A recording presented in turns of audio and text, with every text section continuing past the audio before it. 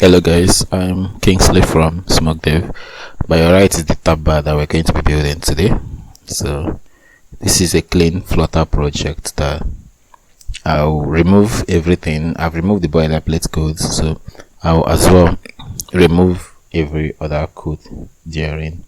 It is wrapped in a scaffold, so we're going to remove that scaffold and wrap it in a default tab controller. So the default tab controller takes two parameters, the length and the child. So the length here I'll set it to 3 because I'll be doing only 3 tabs. So the child is going to be a scaffold.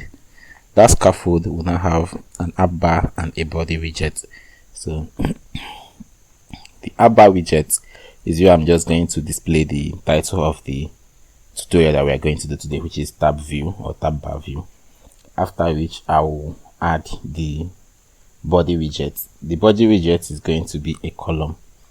So one child, then you run another child underneath, then you run another child underneath. So that column, we're going to add the TabBar and the TabBarView widget. So two of them, they take the parameters tabs and children. So the TabBar is the heading, is the thing that you can click on top to navigate between those tabs. So I'm going to add 3 tabs, which is the person tab, the search tab, and the settings tab. So with these tabs, we'll be able to toggle between those tab views, and make sure that when you are rendering these tabs or when you're adding these tabs, that they match with the length of the default tab controller that you set earlier.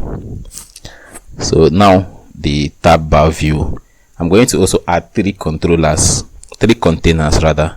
I'm going to add 3 containers to be children of the TabBar view, so they will automatically match with the tabs, and make sure they are 3 so that they can match. So the first one, which is for person, is going to automatically notice or know that this first container is what it will render because the numbers match. So number 7 is to wrap the column with an extended widget.